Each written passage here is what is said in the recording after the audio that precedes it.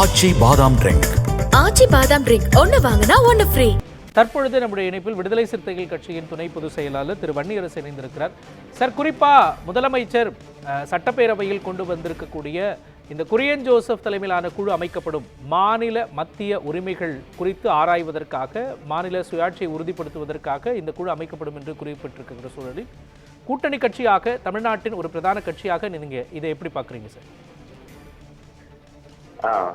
வணக்கம்ங்க. இன்னைக்கு மாண்புமிகு முதல்வர் அவர்கள் இன்னைக்கு முன்மொழிந்த இந்த குழு, மரியாதைக்குரிய முன்னாள் உயர்நீதிமன்ற நீதிபதி குரியன் ஜோசப் அவர்கள் தலைமையில் உறுப்பினர்களாக மரியாதைக்குரிய அசோக்வர்தன் ஷெட்டி அவர்களும் மரியாதைக்குரிய நாகநாதன் அவர்களும் இதில் உறுப்பினர்களாக நியமிக்கப்பட்டிருப்பது என்பது மிக முக்கியத்துவம் வாய்ந்தது. அதிலும் குறிப்பாக அசோக்வர்தன் ஷெட்டி போன்றவர்கள் இந்த குழுவில் இடம்பெற்றிருப்பது ஒரு வரலாற்று சிறப்பு மிக்கது. அவர் தொடர்ச்சியாக மும்மொழி கொள்கை தொடர்பாக, அதாவது மாநில உரிமை தொடர்பாக தொடர்ந்து அவர் பேசி வருபவர்.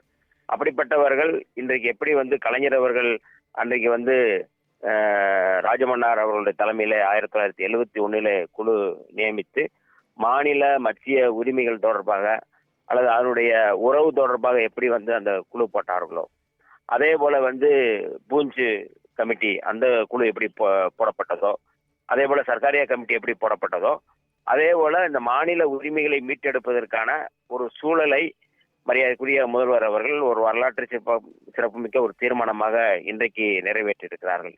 அதிலும் குறிப்பாக ஆளுநர் அவர்களுடைய அந்த 10 மசோதாக்கள் கிடப்பில் போடப்பட்டது. அவர் மூலமாக கிடப்பில் போடப்பட்ட அந்த மசோதா இந்தியாவிலேயே முதல் முறையாக குடியரசுத் தலைவர் ஒப்புதல் இல்லாமல், ஆளுநர் ஒப்புதல் இல்லாமல் நேரடியாக நீதிமன்றத்தினுடைய அந்த 142 அப்படிங்கிற சிறப்பு அதிகாரத்தின் மூலமாக 10 மசோதாக்களை பெற்றிருப்பது என்பது இந்தியாவிலே தமிழ்நாடு மட்டும்தான். அதே போல இந்த மாநில உரிமைகள் பேசக்கூடிய மத்தியிலே கூட்டாட்சி, மாநிலத்தில் சுயாட்சி என்கின்ற முழக்கத்தை எழுப்பி ராஜமன்னார் குழு அப்படிங்கிறத போட்ட ஒரு மாநிலமும் தமிழ்நாடு தான்.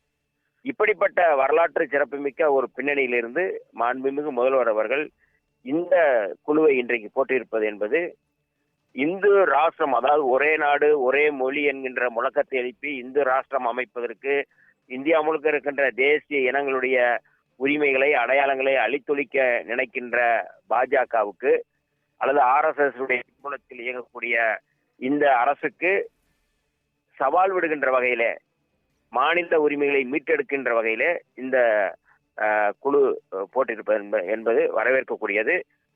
அதாவது மாநில பட்டியல், ஒத்திசைவு பட்டியல், மாநில பட்டியலுக்கு மீண்டும் கல்வி வர வேண்டும், மாநில பட்டியலுக்கு மீண்டும் எதெல்லாம் ஒத்திசைவு பட்டியல் இருந்ததோ அது எல்லாமே மீண்டும் மாநில பட்டியலுக்கு வர வேண்டும், அப்பொழுதுதான் நமக்கான உரிமை கிடைக்கும் என்கின்ற அந்த ஒரு நல்ல நோக்கத்தோடு போடப்பட்ட இந்த குழு உடனடியாக செயல்பட்டு மாநிலங்களுடைய உரிமைகளை மீட்டெடுப்பதற்கான வழிவகை செய்யும் என்பதில் எந்த மாற்று கருத்தும் இல்லை. மாண்புமிகு முதல்வர் அவர்கள் இந்த குழு போட்டிருக்கிறார்கள். இந்த 10 மசோதாக்கள் நடைமுறைக்கு வருகின்றது. அந்த மசோதாக்களில் மிக முக்கியமானது பல்கலைக்கழகங்களில் துணைவேந்தர் நியமிப்பது. இந்த பல்கலைக்கழகங்களில் துணைவேந்தர் நியமிக்கும் பொழுது அதில் தலித்துகளை பிரதித்துவ அடிப்படையில தலித்துகளையும் நியமிக்க வேண்டும் என்பதுதான் விடுதலை சிறுத்தைகளுடைய கோரிக்கையா இருக்கும்.